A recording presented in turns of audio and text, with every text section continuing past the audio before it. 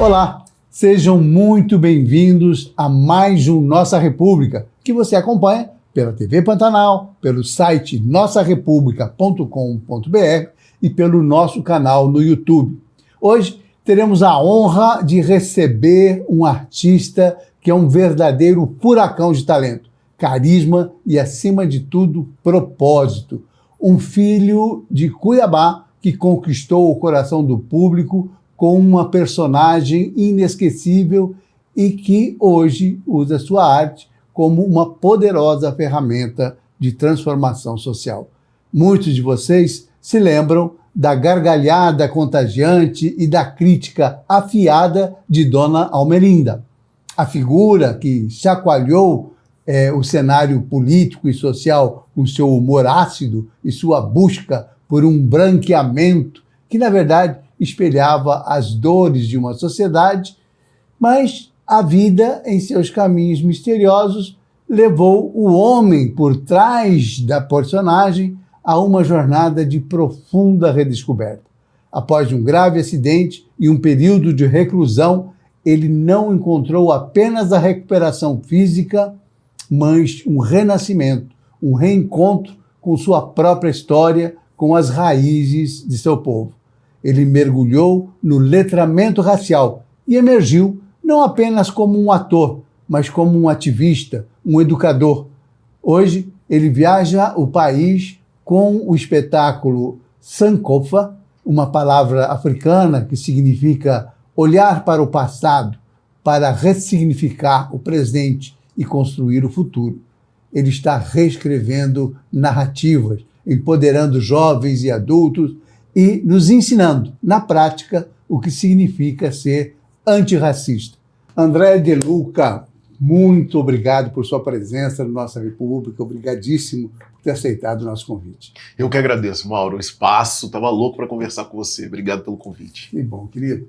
Olha, eu queria começar com uma coisa que me perturba muito. Sim. Por onde anda Dona Almerinda? Então, desde que eu decidi ir para São Paulo há 3 anos e meio, e passa rápido, né? Foi durante a pandemia, eu mudei um pouco o nicho, assim, né? Eu falava de política, aí eu entrei para um espetáculo lá, onde a Almerinda até apareceu durante o processo, no Teatro da Vertigem. Foi uma peça que fomos indicados a 4 prêmios Shells, que é a maior premiação do teatro brasileiro. E aí eu entrei pro letramento racial, porque eu usava a Almerinda para falar de política. E o que eu recebia, Mauro, em troca? Ódio, hate, ameaça de morte. Era isso que eu recebia. Eu comecei a falar de letramento racial. E o que eu recebo hoje? Mas era um tratamento importante, às vezes, né? Ainda que tenha essa contrapartida negativa, quer dizer, você falar, confrontar as coisas, cobrar. Sim. Eu sempre fui muito fã da Dona Almerinda por conta disso. Porque ela conseguia falar coisas importantes, dolorosas, mas extremamente necessárias. Né? Então, eu sempre fui muito fã de Dona Almerinda, tanto pela crítica social quanto pela crítica política. Sim. Eu adoro fazer a personagem, mas é muito caro fazer. Fisicamente, é desgastante fazer uma personagem feminina. São horas para mudar minha cara, né, de maquiagem ali, são 2 horas, 2 horas e meia de maquiagem. Aí tem enchimento, tem que prender as partes íntimas, né, tem todo um transtorno, né, o salto. E aí, eu meio que não aposentei a Almerinda, mas eu comecei o meu letramento racial e, paralelamente, a Almerinda começou o dela. Então, a Almerinda está se afrocentrando. Ela tá Mas ela sempre trabalhou na linha do branqueamento, agora está fazendo o caminho de volta. Exatamente. A Almerinda mudou o rosto todo, ela fez 108 plástica, ela se orgulhava de falar. Ela mudou nariz, mudou boca, mudou queixo, mudou tudo, né? Mudou o cabelo e agora ela está voltando. Ela está voltando às origens, ela está se tornando negra novamente. Olha, que maravilha. Mas ela vai voltar. E eu só imagino com que conteúdo ela volta, né? Depois dessa... Isso acompanha um pouco a sua trajetória como ator, né? Não só o personagem, mas você também se volta para as suas origens, para questões de raça, da negritude, enfim. Como é que tem sido isso para você? Quando você fala no letramento, explica para a gente o que é isso, para as pessoas que nos assistem. Sim, o letramento racial é o estudo das relações étnico-raciais, né? Como elas se estabeleceram, quais as consequências, né? eu sou negro, então eu fui racializado. Em algum momento da história eu fui racializado. Olharam e falaram, esse é um homem negro e ele é menos por ser negro. E essa estrutura, sabe, vem perdurando até os dias de hoje. Então, por exemplo, aqui em Mato Grosso, eu passava por muitas situações que eu não sabia nominar, Mauro. Eu sou formado em Direito, eu já rodei parte do mundo, mas eu nunca tive letramento racial. Eu nunca estudei as relações raciais, né? Só que eu sofri os efeitos dela, eu sofri o racismo na pele. E aí, quando eu ia falar com as pessoas falavam, eu só tava brincando, isso é frescura, não é assim, é mimimi. E hoje em dia eu sei nominar cada tipo de racismo. Então, por exemplo, aqui em Mato Grosso acontece muito racismo recreativo, que é o racismo que vem embalado numa brincadeira. Isso é crime, com pena prevista em lei, de até 3 anos de detenção. Então, eu comecei a estudar e eu falei, eu preciso compartilhar esse conhecimento. Eu tava de muletas, eu sofri um acidente no palco, em cena, fiquei 6 meses de muleta, lesionei a cabeça do fêmur. E aí, rolando no Instagram, eu vi um vídeo de uma das maiores intelectuais desse país, que é a Bárbara Carini, que virou minha madrinha. E a Bárbara me contou, nesse vídeo, ela estava contando a linha do tempo do povo negro. Então, falando sobre as rainhas, os reis africanos. E aí, colocando essa linha do tempo num livro de 1000 páginas, no Brasil, a gente só conhece a partir da página 999. Falei, mas e essas outras páginas que eu não conheci? Porque aqui a gente começa a história do povo negro a partir da escravização, como se os nossos antepassados brotassem num navio branqueiro. Isso. Como se não tivesse para trás nada, Exato. Absolutamente nada. E aí quando você mergulha no letramento racial, você descobre que os europeus, eles não só sequestraram o meu povo, como eles roubaram o conhecimento. Tudo nasceu na África. A filosofia, a arquitetura, a medicina, matemática, tudo nasce na África. Então eles sequestram o povo e roubam o conhecimento e falam que surgiu lá na Europa. Então o letramento me trouxe a consciência, e aí o letramento, ele destrói uma doença que as pessoas negras têm no Brasil, que é o auto-ódio. A gente tem essa doença e nem sabe que tem. Porque no primeiro dia de aula, já desde a infância, as pessoas zoam tua pele, o teu cabelo, o teu nariz, a tua boca, e a criança ela não sabe processar aquilo. Então ela começa a se odiar, as meninas começam a pedir para alisar o cabelo, os meninos começam a... Começa o processo de branqueamento. Exato. Né? A gente começa a colocar uma máscara branca, que é o livro do Frantz Fanon, Peles Negras, Máscaras Brancas. A gente vai tentando se adaptar para a gente sofrer menos. E aí, quando eu tenho essa consciência, é a primeira vez que o meu cabelo tá grande a vida inteira. Eu cheguei de ser careca há 10 anos. Aos 12 anos eu queria ter um Black Power, porque eu vi os Panteras Negras na TV, imagino eu, porque eu vi aquelas pessoas de black e tal. E aí o meu pai me segurou junto com meus irmãos, eu devia ter uns 11, 12 anos, e rasparam minha cabeça. E desde então eu nunca parei para pensar nisso. Só agora depois de velho. Desde então eu raspei a cabeça. Aí eu tive uma alopecia emocional quando minha filha desapareceu, e em um mês eu perdi todo o meu cabelo. Há pouco tempo eu só tinha cabelo aqui. E aí hoje em dia, sabe, que eu estou me enegrecendo cada vez mais, né? Foi Simone de Beauvoir que falou que não nasce mulher, torna-se mulher, né? Uhum. E aqui no Brasil é isso. Você não nasce preto, você torna-se preto. Você tem que tomar posse da tua negritude. Porque senão, intimamente, você não tenta não ser, tenta fugir dessa condição. Você se anula. Né? Eu parei para olhar, eu fui revisitar depois do letramento, eu fui olhar para trás e eu percebi que eu fiz exatamente o roteiro que foi previsto para mim. Por exemplo, dentro de casa diziam assim, a gente precisa clarear a família, hein?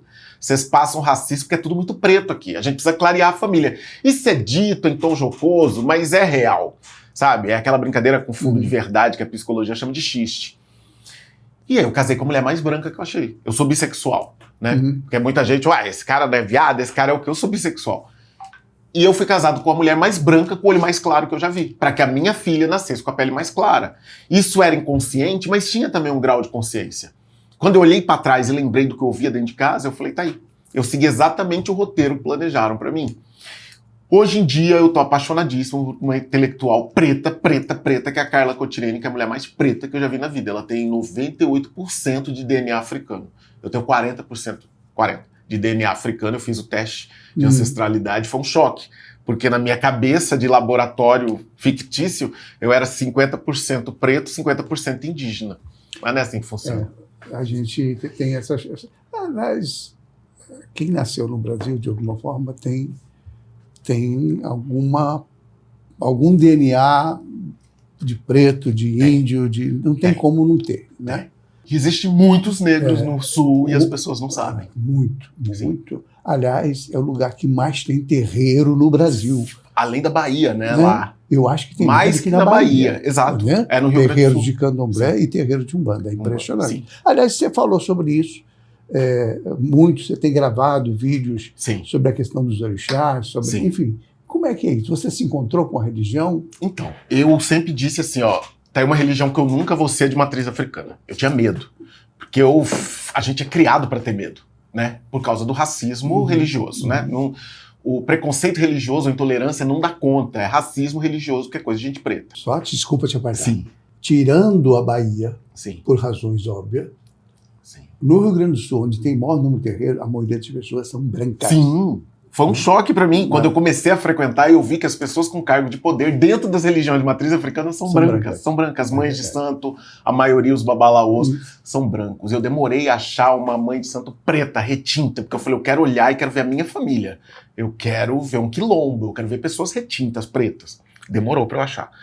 E aí o Paulo Vieira, assim, eu já fui católico, nasci de forma compulsória católico, depois eu virei messiânico, aquela igreja oriental, aprendi a falar japonês, depois eu virei evangélico, depois eu virei pastor evangélico, eu deixei de ser pastor evangélico, eu fui pastor por 6 meses, e eu falei, eu vou ficar sem religião.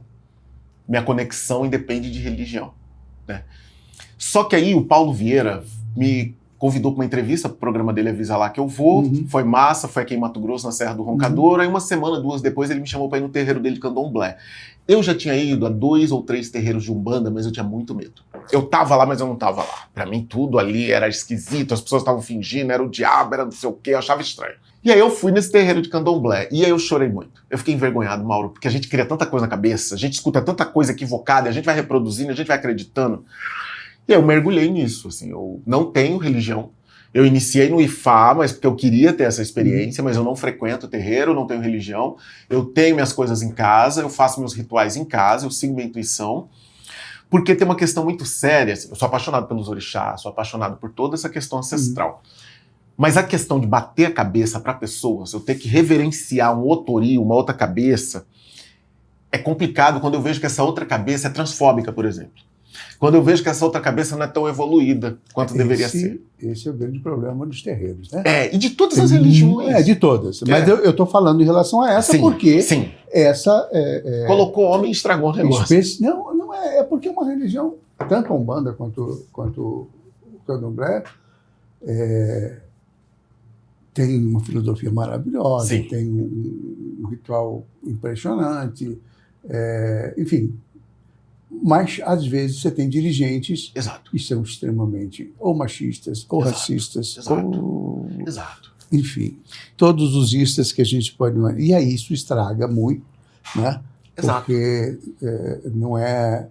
não condiz com a religião, não condiz com a história, com a crença, não é verdade? Meu problema na Igreja Católica foi esse, meu problema na Messiânica foi exatamente esse, a filosofia era legal, mas você coloca pessoas, as pessoas estragam tudo, né? Porque entra o ego delas. Aí na Igreja Evangélica foi a mesma coisa, e eu vi nas religiões de matriz africana a mesma coisa.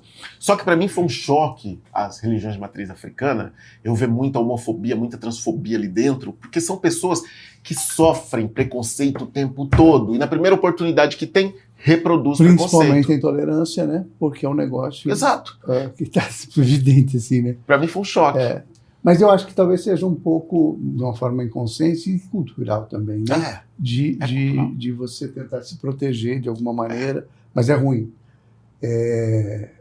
Eu ouço de um sacerdote de Umbanda uma coisa importante. Que não dá para você ir num lugar só. Porque, primeiro, que todos os terreiros são diferentes. Cada um tem um jeito de tocar. Cada um tem um modo. E essa diferença vai criando em você, vai formando em você uma visão mais apurada do que você gosta, do que você tem afinidade, do que você não concorda. Né? Até que um belo dia você vai chegar num lugar que vai estar tudo ok, que para você é aquilo ali. Né? Eu achei um ensinamento interessante. Ainda não cheguei nesse lugar, Mauro, mas eu espero chegar no lugar também, que eu me encontro. Mas eu acho que é isso, tem que andar, que tem que andar, tem que frequentar, né? Os terreiros, assim como são os templos evangélicos, assim como é o padre na Igreja Católica, eles tentam segurar você, Sim, né? sim. Então, ameaça. Tem muita gente que usa de ameaça, terroriza você. Se você for para lá, se você for para cá, isso Na messiânica e aquilo, foi né? assim. Então, tem muito disso. Na messiânica falaram, se você sair, sua mãe morre em uma semana. Então vamos ter que enterrar. Vamos ter que enterrar, não vou ficar não. Mas eu fiquei com medo da época. Olha, a gente vai ter esse papo, já começou. Eu não consegui fazer 2 perguntas do meu roteiro. Oh, meu Deus. Entendeu? Não, mas é porque é bom. Quando a conversa é assim, é boa, né? Sim. Agora, dessa coisa da postura de cada religião e das próprias das religiões de origem africana, de raiz africana, embora a Umbanda seja brasileira, ela obviamente tem um pé na senzala, mas não é na senzala, no navio negreiro, né? Uhum. Com certeza tem isso. Mas eu queria comentar com você uma coisa que eu observo, assim. Primeiro, que eu acho que é importante que as pessoas conheçam mais, até para se despirem de certos preconceitos, se despirem da intolerância. A intolerância nada mais é do que a manipulação das cabeças, né, das pessoas, para que elas não se afastem, né, do dízimo, não se afastem de sustentar os pastores, padres e, inclusive, às vezes, até sacerdotes de Umbanda têm esse desvirtuamento, que é muito ruim, né? Mas você, que frequentou várias religiões, você já observou um negócio? Todos os rituais, basicamente, são os mesmos. Tem cantoria, tem defumação, tem... Você percebeu pregação. Isso? Na igreja, pregação, às vezes. Você observa que a espiritualidade parece que é uma receita só. Sim. E se manifesta, né, em diversas formas, mas você pode ver que os elementos básicos, a defumação, a Igreja Católica tem, enfim, a maioria das... até as japonesas têm essa coisa do incenso, né, indiana. Os orientais oferecem comida para os antepassados. Exato. Os judeus, por exemplo, eles têm um caparote que eles pegam a galinha antes de sacrificar, passam no corpo, igualzinho. Algumas práticas de Umbanda e algumas práticas de Candomblé. Exatamente. É tudo parecido. Você vê que interessante isso? Sim. Porque quando você falou para mim, eu não estou em religião nenhuma, eu tenho minha... Porque, na verdade, eu também tenho esse entendimento, que a espiritualidade é uma só. Sim. E que cada um encontra a sua identificação nesta ou naquela, que me parece assim, a razão mais óbvia é que você está pronto para receber aquela informação, daquele mesmo jeito. Não está pronto de falar para a espiritualidade de um jeito mais avançado. Você não concorda com isso?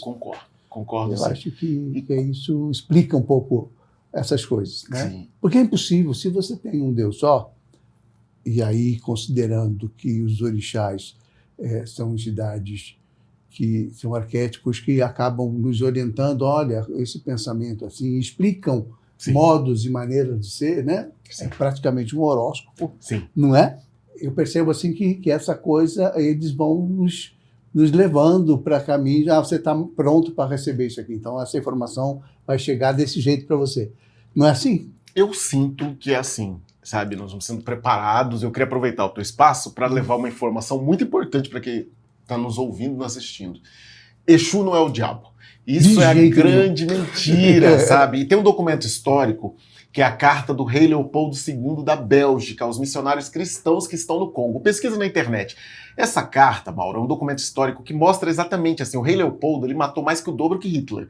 E a gente não conhece a história dele. Os livros de história não falam sobre esse rei europeu que foi mais cruel que Hitler.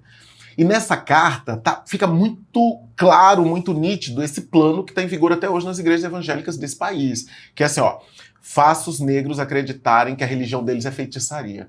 Tudo que fortalece eles, sistema de crença deles, fala que é o demônio. O que fortalece eles, tira. Faça os negros imitarem os brancos. Fala que só nossa religião leva aos céus. Pega a Bíblia, trechos da Bíblia, como felizes são os pobres que herdarão o reino dos céus.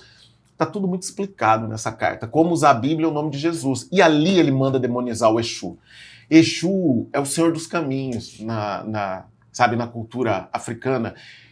E a minha vida melhorou muito depois que eu me conectei com essa energia, sabe? Porque os orixás são forças da natureza, né? Yansan, o raio ali, são forças da natureza. Iemanjá, que no Brasil se conectou com o mar, lá na África era um rio. Se bem que aqui serve para os dois, Iemanjá, né? É. Tanto que no Rio Grande do Sul ela é cultuada lá no Rio Guaíba, Exato. né? Nossa Senhora dos Navegantes, que é Iemanjá. Exato. Né? A mesma data de Iemanjá, que é sincretizada. Sincretizada, exato. E essa questão que você estava falando dos terreiros também, Mauro, tem uma coisa que eu observei, que é a mesma coisa quando eu era evangélico, quando eu era pastor evangélico. Cada denominação, cada igreja, ela que tem a verdade. Essa igreja, nenhuma outra presta. Eu comecei a ver isso em alguns terreiros. Essa prática não tá certo, não se usa colofé. E tipo, sabe? Eu falo, mano, é oral. O conhecimento foi passado de forma oral. Não tem ali escrituras de como o ritual tem que ser. São os mais velhos que vão transmitindo. Então essas distorções acontecem. Claro, Exu. Claro, vamos lá. Eu tinha separado a primeira parte para falar da Almerinda, porque a Almerinda não tem aqui, quem vive em Mato Grosso, sei lá, 3 anos para trás, não tem como não saber da Almerinda, né? Porque era uma personagem sempre muito forte, muito impactante, muito carismática, né? Acho que foi um grande achado, eu não sei como é que você se inspirou para chegar nessa Almerinda, né? Com todo esse trabalho de montagem que você falou aí, contou para a gente. Então, acho que é muito interessante. Eu perguntava lá no primeiro bloco, você disse que ela está fazendo o caminho de volta. Sim. Se ela existiu durante um longo tempo, buscando esse branqueamento, né, para poder se posicionar na sociedade, para poder ter um espaço, ela agora está voltando às origens, tentando voltar a ser preta, né? Da raça negra, no sentido não da cor da pele, mas da raça mesmo. Sim. Né? E eu queria saber o seguinte, como é que você conseguiu parir a Dona Almerinda, com todo esse valor emblemático que ela tem, né? E é um personagem absolutamente maravilhoso. Né? Como é que você pariu? De onde que ela nasceu? Mauro, ano 2000 eu não tinha luz em casa. Minha luz foi cortada. Eu morava num apartamento de invasão. Eu queria sair da casa dos meus pais. Eu estava estudando direito. E eu era muito, muito, muito pobre. Assim, era do tipo que vendia o almoço para comprar a janta. Aí cortaram minha luz e eu escrevi minha primeira peça, Luz de Velas. E aí eu ia para a faculdade, aproveitava a luz da faculdade. Eu escrevi em 2, 3 dias. Foi Anti-Sol, só acompanhado. No mesmo ano, eu falei, eu acho que eu consigo escrever. A peça funcionou, eu escrevi meu novo projeto, que foi O Segredo de Almerinda. E por que eu escrevi Almerinda? Eu escrevi Almerinda porque no ano 2000 tinha um comendador aqui em Mato Grosso que aprontava com todo mundo e ninguém fazia nada com esse homem. E aí eu já sabia que Mato Grosso era altamente transfóbico, altamente homofóbico, altamente racista. E eu falei, então eu vou criar uma mulher que eles vão achar que é uma travesti, né? E vão ter mais preconceito ainda em cima dessa personagem para falar de política. Então eu vou, por exemplo, deu um escândalo político com o governador, eu vou colocar ela lá no meio, ela é amante dele, ela tá envolvida no desvio. Deu BO com o vereador. Foi assim que nasce a concepção da Almerinda, uma mulher muito rica, preta, e que está envolvida em todos os esquemas, para eu poder falar desses esquemas, né? Então, por exemplo, quando a Roseli foi presa, a Almerinda foi presa também. A Roseli estava de tornozeleira, a Almerinda apareceu tornozeleira também. E aí, logo na sequência, eu vou para o Rio de Janeiro, atrás da Ingrid Guimarães de Heloísa Périssé. E aí eu consigo convencê-las sem dinheiro nenhum, só no carisma, eu convenci a Ingrid e a Heloísa a me dirigirem.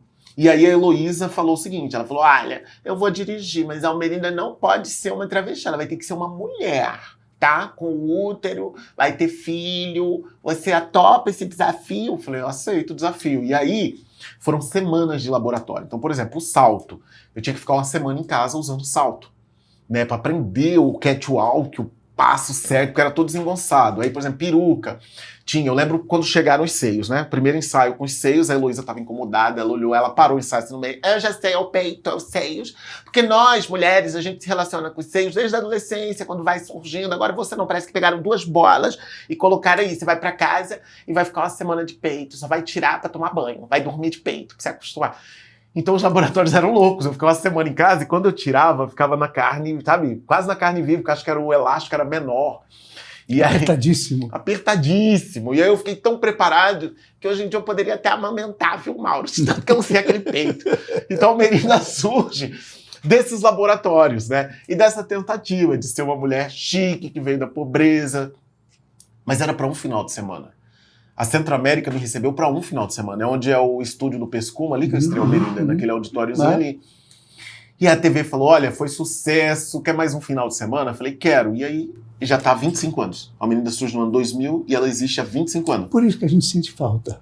Eu acho que é por isso que a gente sente falta, porque é muito tempo a presença, né?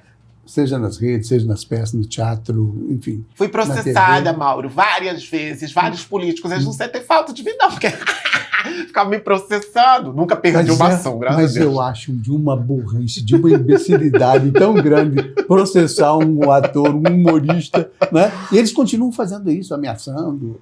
Qualquer crítica. Continua. Jornalista também é alvo dessas. Tem um prefeito de TikTok aí que eu não vou falar quem é, mas ele adora processar humorista. Adora. Ainda mais, enfim. Eu vou voltar, viu, Mauro? Vou voltar com um espetáculo chamado Todes. Me aguarda. Todes? Todes é maravilhoso. É uma provocação sensacional. Eu só fico imaginando. Por favor, mande Eu mando convite, com certeza. Porque realmente, né? Você já contou que você teve que ir para São Paulo. Sim. Você tomou essa decisão de ir para São Paulo para dar um outro rumo, etc. Não só por conta da saúde, mas também... E aí? Que rumo você está dando? Além do letramento? Porque assim, você continua sendo um artista, você não vai deixar de ser um artista. Não, eu sou artista. Né? Eu sou multiartista, né? Eu atuo, dirijo, escrevo, fotografo. Eu mudei para São Paulo no meio da pandemia, seguindo uma intuição. 3, 4 meses depois, eu tinha um carro aqui. Tudo que eu tinha de patrimônio era um carro. Eu estava gravando para a Toyota na época, e aí fiz um acordo, tinha uma carta de crédito de um consórcio, comprei um carro. Fiquei poucos meses com o carro, me deu a intuição, vou para São Paulo, vendi o carro, era tudo que eu tinha. Acho que 2, 3 meses depois que eu cheguei a São Paulo, um bloqueio judicial. Eu tinha sofrido um acidente lá atrás, gravando para a HBO, não pagaram a conta do hospital. Quando eu fui internado, eu assinei vários documentos, assinei uma nota promissória. Anos e anos depois, eles executam aquilo, bloqueiam minhas contas, e eu me vejo em São Paulo, no meio da pandemia, sem R$1. Sem R$1. Assim, ferrado. Eu falei, eu não volto para trás, eu não vou voltar. E aí, pintou um trabalho no Vertigem. No dia seguinte, me chamaram para um teste, postei tudo que eu tinha naquele teste e peguei esse trabalho. Fiquei no Vertigem 1 ano e meio. Eu me acidentei trabalhando pro Vertigem me abandonou, nunca me deram um anador. O ator gringo eram uns 8 atores. E aí você vê o racismo como ele opera, né? O ator gringo machucou no mesmo período que eu, teve o mesmo diagnóstico, ele é francês. Vertigem pagou tudo, até a massagem dele. Pra mim nunca me deram um telefonema perguntando como eu tava. Que coisa, né? É o racismo, amigo. E é assim que funciona. Nós somos desumanizados. É como se a nossa vida valesse menos. No meio dessa loucura toda, eu já me sentindo... E eu pensava assim, por que eles estão fazendo isso comigo? Por que estão fazendo isso comigo? Porque eu sou preto. E aí que entra o letramento racial na minha vida, eu começo a estudar as relações étnico-raciais, entendo toda a minha vida, entendo minha trajetória, mergulho no letramento e é o que eu tenho feito, assim. Eu tô chegando... Mas aí você consegue sobreviver? Então, eu tô chegando a 750 mil seguidores. Eu acho que essa semana, agora eu bato 750 mil. É muita gente. É muita gente. E aí, a partir disso, é uma grande vitrine. Eu sou contratado para palestras, o Instagram me proporciona isso. Ele me vende pro Brasil todo. Então, o Instagram, diretamente, ele não me dá dinheiro. Mas, indiretamente, ele é uma grande vitrine. Sim. Né? Então, eu dei palestra na Bahia há pouco tempo. E outra coisa que o Instagram fez foi valorizar o meu trabalho. Porque aqui em Mato Grosso, o meu cachê, por mais de 15 anos, era um valor. Né? Que eu equiparei com o Nico Ilau, Thiago Mourão. Falei, eu tô na mesma... Romeu Benedito. E tá tudo certo, né? Tá tudo certo, eu vou colocar. Aí veio a pandemia.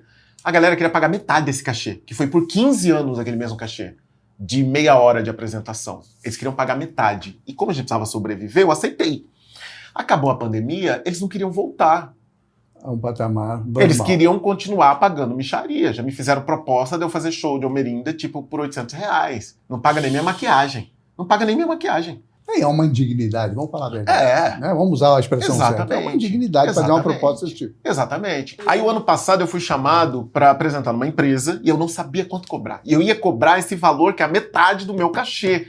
E aí, porque a gente começa a duvidar do valor da gente. Aí eu perguntei para contratante, assim, falei, quanto você acha que eu cobro? Ela me olhou de cima e embaixo e falou, você, pelo menos 15. 3 vezes mais do que geralmente eu cobrava. Você, uma palestra tua, pelo menos 15. Menos que isso, a gente vai achar estranho. E aí Salvou você, né? Salvou. Então, assim, eu trabalho menos e ganho mais. Então, ao invés de eu fazer, 5, 6 eventos no mês, eu faço um e salvou meu mês. E o Instagram que me trouxe isso. Que bom, você merece. Você Achei. merece. Achei. E eu queria falar um pouquinho, seguir um pouquinho nessa linha que a gente falou no bloco anterior, porque Mato Grosso é um estado que tem uma bolha bolsonarista muito grande, muito raivosa, né? Que dissemina todo tipo de preconceito. Por que acontece isso? Será que é porque tem origem no Sul? Eu posso falar porque eu sou sulista, gente. Eu sou do Rio Grande do Sul, sou nascido nas Missões. Tive um avô que eu amava, mas que era extremamente racista, né? Meu avô foi, naquela época, delegado de polícia, era nomeado, né? Não tinha concurso, não tinha nomeado.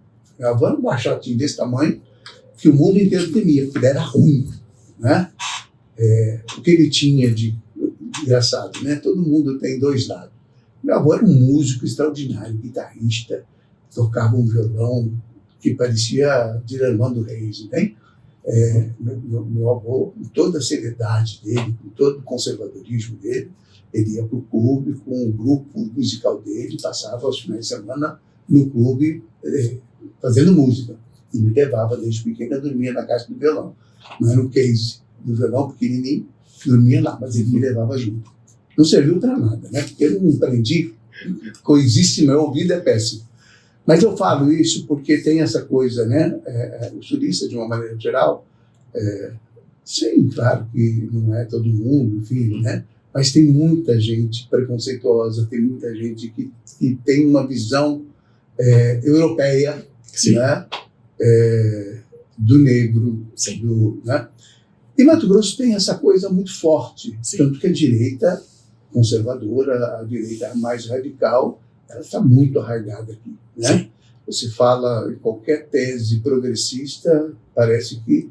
E é uma pena, né? Porque é um estado que tem muita tecnologia, que produz muito, né? Que teria uma contribuição enorme de civilidade para dar para o mundo, né? Sobretudo na questão ambiental, e ensina exatamente o contrário. Você acha que ser negro em Mato Grosso e vivenciar conviver com esse perfil cultural é pior do que em outros lugares? Não? Sim. Aqui, com base em boletins de ocorrência, proporcionalmente, é um dos estados mais racistas do país. Sem generalizar. Isso explica o bolsonarismo ou não? Sim, com certeza, o conservadorismo também. Sem querer generalizar, eu tenho muitos amigos sulistas, um dos meus melhores amigos, que eu considero um irmão, ele é gaúcho, é de Porto Alegre, mas a região sul do país, esses 3 estados, você vê muito caso de racismo. Muito, muito, muito, muito acima da média. E os lugares em Mato Grosso onde eu mais sofri racismo, assim, de forma escancarada, de empresário falar, eu não aperto mão de gente igual a você, foi ali Sorriso, Sinop e Lucas do Rio Verde. Essa região, essa tríade, são os lugares que eu mais sofri racismo aqui em Mato Grosso, foi ali, transitando. Tanto da população quanto da polícia, sempre muita violência, as abordagens, sempre muita violência, muita humilhação. Tipo, eu fui apresentar em Vera, o prefeito, quando viu minha foto, na véspera da apresentação, ele cancelou. Na minha cidade, não, isso aqui é macumba. Porque eu tava com búzios, não sabe nem o que é macumba. Macumba é um instrumento musical, uma árvore que faz um instrumento. A ignorância é um negócio. Uma ignorância, porque ele me viu com uma roupa com búzios, na minha cidade não. E aí eu fui pra dentro de sala de aula. Eu falei, ok, a quadra de esporte, porque eu ia apresentar aberto pra cidade inteira. Falei, a quadra de esporte é da prefeitura, mas a escola é do governo do estado, então eu vou apresentar dentro da escola. Era uma sessão pra cidade, eu fiz 2.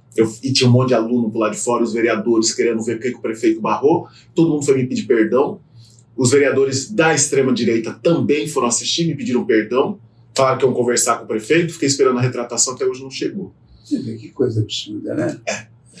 Quando eu passo nas barreiras policiais, ali naquela região, quando eu tava com o meu carro, eles questionavam de onde eu tinha tirado dinheiro para comprar o carro, perguntavam se eu tava lidando com coisa errada, sempre me olham, ator, ator, eles sempre me tratam como se eu estivesse mentindo quando eu falo que eu sou artista. Coisa, quando você fala que é ator, já tem um preconceito, Já. porque o ator também sofre de preconceito, né? Muito. Ou é viado, ou é drogado, Exato. né? Vagabundo. Vagabundo, não É trabalha, porque ninguém isso. considera, né? Ninguém com essa cabeça Exato. considera Que é trabalho, que é que a um gente trabalho, faz. que é uma profissão. Exatamente. Né? É um negócio Então, assim, impressionante. Não só ser negro em Mato Grosso, mas ser negro e LGBT. O fardo é muito pesado. Você tem que lidar. Difícil isso. Muito difícil. É muito, muito difícil. As pessoas te julgam, te olhando, e elas já sentenciam. Que coisa engraçada, né? E a gente está falando de uma pessoa que, com toda a dificuldade que você possa ter passado na vida, você é uma pessoa culta, uma pessoa que tem conhecimento, que tem uma sensibilidade artística absurda, né? Que tem qualidades que as pessoas deviam invejar, né? Eu queria ter 10% do talento que você tem, né? Porque, de verdade, não é fácil, não é para qualquer um, né? Não é o palco, não é para qualquer um, né? A gente tem que ter essa noção. Eu falei dessa coisa do conservadorismo, porque isso me preocupa muito. Sim. O Mato Grosso está na vanguarda da produção agropecuária do país. Mato Grosso lida com uma tecnologia extremamente avançada. Sim. Mato Grosso exporta para o mundo inteiro, né? E assim, o que a gente deveria estar esperando é que a gente tivesse também avanços na educação, Sim. na cultura, no conhecimento, né? A qualidade de vida do Mato Grossense, né? Do Mato Grossense. Aliás, a desigualdade aqui Sim. é bastante ampla, né? Aqui é fila do osso, né? Aqui é fila do osso. Você lembra de uma coisa inexplicável? O maior rebanho do Uhum. Brasil, Uhum. 33 milhões de cabeças de gado, E as nós pessoas temos comendo muita osso. fila do osso. Exato. Isso, né? Mas não é só isso. Quer dizer, a gente vive com um campeão nacional de feminicídio. Sim. Sim. Isso é uma cultura absurda. Campeão nacional de hanseníase. Nós temos uma doença bíblica que não cessa. Sim. Né? A gente vence outros desafios e não consegue vencer aqueles desafios que são mais elementares. Né? Eu falo essas coisas porque eu amo muito o Mato Grosso. Eu tenho meus filhos aqui, minha família, meu casamento, eu tenho uma vida, né? Tenho 40 anos, eu já sou muito mais cuiabano, mato-grossense, do que qualquer outra coisa nesse mundo. Né? Então, mas me dói, eu tenho consciência, me dói essas coisas. Eu me orgulho de muita coisa. Sim. Né? Acho que todo mundo deve ter essa. Mas, ao mesmo tempo, tem coisas que me deixam triste. Né? Eu também. Como essa visão, né, desse conservadorismo inexplicável. Exato. Que não deveria ser. As pessoas que vieram para cá, de todo o Brasil, né? Tem gente de todo o Brasil aqui, e acho que é o lugar que mais tem migrantes, mas é também tudo meio Donald Trump, né? Tudo meio cantinão. É um negócio que é um contrassenso, um disparate, não é não? É chocante, assim, né? Eu olho e não compreendo, assim. Eu adoraria, o meu trabalho sempre foi de conscientizar os cuiabanos, os mato-grossenses, eu tento fazer minha parte, abrir os olhos. Cuiabano, eu tenho essa sensação. Eu nunca vi povo mais acolhedor, né? Eu cheguei aqui em 85, na eleição de 85.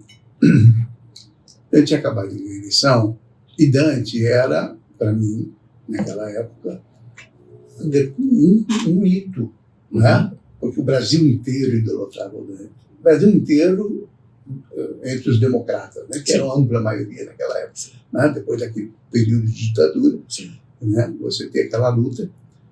Eu me lembro como se fosse hoje, a primeira vez que eu entrevistei o Dante na prefeitura. Foi difícil, parecia um foquinha, né? Que acabado de sair do banco da universidade. Então, né? Foi porque era um ídolo, na verdade, por conta dessa luta. E o cuiabano, esse ribeirinho, o cuiabano da Flor Ribeirinha, o cuiabano, essa figura pode ser o que for, ele sempre carrega, ele pode ser rico, milionário, mas ele sempre carrega uma simplicidade, né? Dessa coisa da terra, do cuiabá, dessa afluência que tem do índio, né? O índio também tem uma humildade, tem a sua dignidade sempre muito bem colocada, mas é um cara que trata todo mundo com respeito, com humildade, né? Então essa coisa do Cuiabá, eu tenho muito amor por Cuiabá por causa do cuiabano, né? Até hoje você vai em qualquer casa de cuiabano e tem um jeito todo especial de receber você que é diferente de tudo, né? Então quem é arrogante, prepotente, conservador, eu chamo, na minha opinião, não são os cuiabanos, não são muitos dos povos, não todo mundo, claro, para a gente não correr o risco de generalizar, exato. Mas tem gente que vem com uma cultura terrível, né? Terrível, com uma visão racista, com uma coisa forte. Tem gente que chega e fala, cuiabano é tudo feio, tudo preguiçoso. Já ouvi muito isso. Aliás, quando eu cheguei aqui, que mais eu ouvia, eu ouvia porque eu estava vindo de fora, então o pessoal que vinha de fora não estava preguiçoso. Cuiabano é tudo feio e preguiçoso. Exato. Não sei o quê. Exato. O negócio nunca conseguiu entender a cultura da beira do rio. Sim. Né? O calor de Cuiabá. Sim. Hoje eu sou mais cuiabano que qualquer outra coisa. Sim. Né? Moro na Chapada, porque lá é mais fresco. Sim. Mas essa coisa... André, eu fico pensando assim, por que é que as pessoas não se enxergam, não olham a própria história? Exato. Né? Não tem razão para elas serem assim. Exato. Cuiabano raiz, você vê que é muito miscigenado negro e indígena, assim, Cuiabano raiz, né? Quando você olha para a figura de um cuiabano mesmo, ribeirinho raiz, é essa miscigenação. Eu sou isso. E é isso que me atrai no povo, é o linguajar, é esse jeito mesmo que a gente tem. Eu adoro, eu chego aqui, eu pego o carro, vou lá para a beira do rio falar com a Domingas, sabe? Eu tenho contato com o linguajar, com esse jeito cuiabano de ser. Eu adoro. Eu adoro demais, eu adoro tudo, a culinária, só o calor, que com a idade eu tô ficando com dificuldade de lidar. E tá ficando cada vez pior aqui, né? Por conta mudanças climáticas, garimpo, isso tudo, mas é tudo isso, né? Essa devastação da cidade, quase não tem mais água, né? E quando eu cheguei aqui, era muito, em 85 tinha muita água. Cidade verde. Era cidade verde, né? Então era quente, mas tinha duas coisas que resolviam todo o problema. As mangueiras nos quintais e aqueles tanques cuiabanos, que era uma maravilha de passar a tarde tomando tereré e dentro do tanque daquele, conversando todo mundo de volta. Você viveu isso? Vivi. Só não tinha tereré, não. Não, tereré veio... Porque não dava para tomar chimarrão, porque era muito quente, veio tereré logo de seguida. Mas essa coisa de chupamanga, bocaiúva, tomar o banho dentro do tanque, embaixo da caixa d'água, era um negócio formidável, né? Tudo. Sim. Né? E as pessoas muito carinhosas. Enfim, o seu trabalho hoje de letramento racial e da Almerinda. Como é que você pretende usar a Almerinda para te ajudar nessa militância que você assumiu como responsabilidade? Em algum momento a Almerinda volta. Né? Eu sinto um pouco de preguiça da maquiagem. É o que mais me dá preguiça fazer a maquiagem há muito tempo. E a barba? A barba, tem que tirar a barba. Esses dias eu tirei pra fazer, entrei no elevador, a mulher lá do elevador me olhou e falou assim, ficou bom? Não faz mais isso com você não. Você sabe que depois que eu deixei a barba, eu nunca mais consegui tirar. Exato. Que a minha esposa não deixa também. Eu não consigo me identificar mais sem, já virou uma coisa da minha identidade visual. Então a Almerinda retorna em algum momento, né? E... eu quero falar do Sankofa. Vamos falar disso, porque isso é importante. Eu tô com 2 trabalhos novos, que é o Sankofa e o Fênix. O Fênix eu conto a minha trajetória. Então você vê como o racismo, ele vai interferindo na minha trajetória no Fênix, né? Que eu falo sobre quando eu tentei dar fim na minha vida, minha tentativa de suicídio aqui, que mobilizou praticamente a cidade e meus amigos. E eu tô com Sankofa, que é uma dinca africana. Você resolveu essa coisa da saúde mental? Da depressão, sim, com muito acompanhamento. É algo que eu tenho que cuidar pro resto da vida, né? Todo mundo que tem. E todo mundo tem algum grau de depressão em algum momento, né? Exato. Então eu cuido, eu faço análise, eu tomo canabidiol, eu não tomo medicamento da farmácia, mas eu tomo canabidiol, eu tomo o olhinho, né? E aí o Sankofa é uma escrita africana.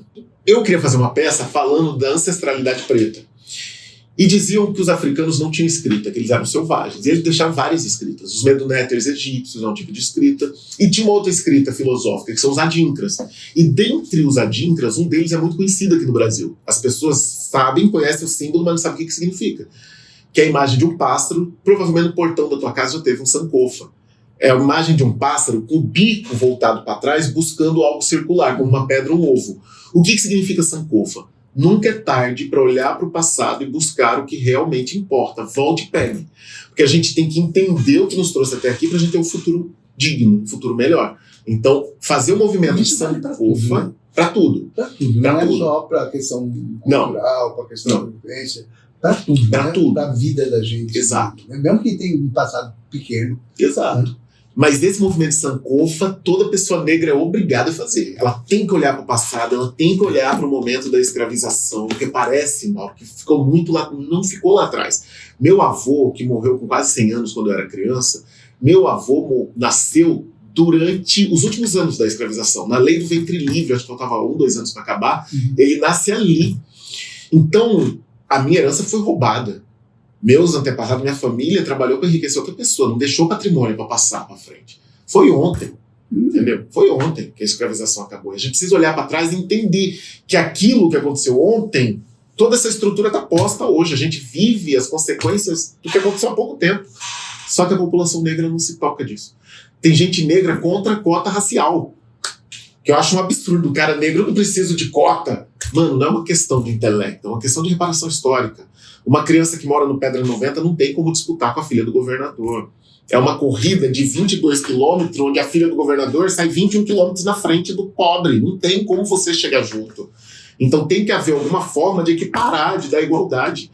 Não tem como uma criança que mal tem comida em casa, que se alimenta na escola, competir com uma criança que tem o melhor ensino, a melhor alimentação, a melhor internet, os melhores professores, faz aula de língua, de geografia na prática, viaja o mundo todo. Não tem como. Então a cota não é uma questão de intelecto, é uma questão de reparação, de colocar de igualdade, sabe? As pessoas não entendem isso, né? Quer dizer, não entendem, acho que no fundo entendem, né? Mas muita gente rejeita isso porque quer continuar tudo como está, quer ser diferente, quer estar um patamar acima. Né? Por isso que eu tenho problema com conservadores, porque qual que é a estrutura conservadora? Mamãe, papai, filhinha, amante e empregada preta. Bem assim. É isso. A estrutura é essa. A estrutura é essa. O mundo mudou e a gente tem que acompanhar as mudanças. Não dá. E assim... Falando de acompanhar a mudança, como é que você está vendo a questão desse avanço tecnológico violento, rápido, acelerado, que nos obriga a correr o tempo todo atrás das IAs da vida? Como é que você está vendo isso? Pra mim é cansativo. Eu me sinto analógico no mundo digital, assim, sabe? Sai uma IA. Ruim, né? Quando eu começo a aprender aquela IA, ela já está defasada, já é outra, já não funciona mais. Eu me sinto velho. Eu tô com 48, tô chegando daqui a um ano e pouquinho, eu faço 50. E eu tô me sentindo antigo frente a essas novas gerações. Eu já não sei mais os códigos. É um negócio impressionante, né? Mas se a gente não caminhar junto... Quer dizer, é difícil. Dá para você renunciar, claro. Sim. Mas você vai ficar num lugar separado também, né? Vai. Apartado. Vai, né? vai. E eu preciso estar sempre atualizado. Eu preciso estar. Então tá bom. Olha, nosso tempo acabou, infelizmente. Muito rápido. Também acho. Acabei saindo bastante do roteiro, eu mesmo preparei. Mas é que tem conversa que são conversas necessárias. Né? E não é com qualquer pessoa que a gente pode ter essas conversas. Sim. Né? Então eu agradeço do coração a sua vinda aqui na nossa República, essa possibilidade da gente falar um pouco, desabafar um pouco. Né? Eu não sou muito fofoqueiro, não sou muito de falar mal dos outros, né? Mas essa oportunidade de falar mal do que eu não gosto é bom. É muito bom. Então tá. Um minutinho para você se despedir do nosso público, fica à vontade. É sempre uma honra estar aqui na minha terra, estar aqui no meu estado, e eu conto com você nos meus trabalhos. Valorize os artistas locais, a galera daqui dá muito valor a quem vem de fora, os stand-ups de fora, vem, cata o dinheiro e vai embora. Valorize os artistas daqui, leia a literatura daqui. A gente tem muita coisa boa em Mato Grosso, então aproveita. Tá aí o sucesso que está fazendo fora aqui, né? Não é fácil chegar lá e encontrar um espaço, né? Não é fácil, não. Gente, nossa República vai ficando por aqui. Até a próxima semana. Espero que com uma outra entrevista tão importante quanto essa, tão gostosa de levar quanto essa, né? E a gente se encontra, então, daqui a uma semana. Um grande abraço.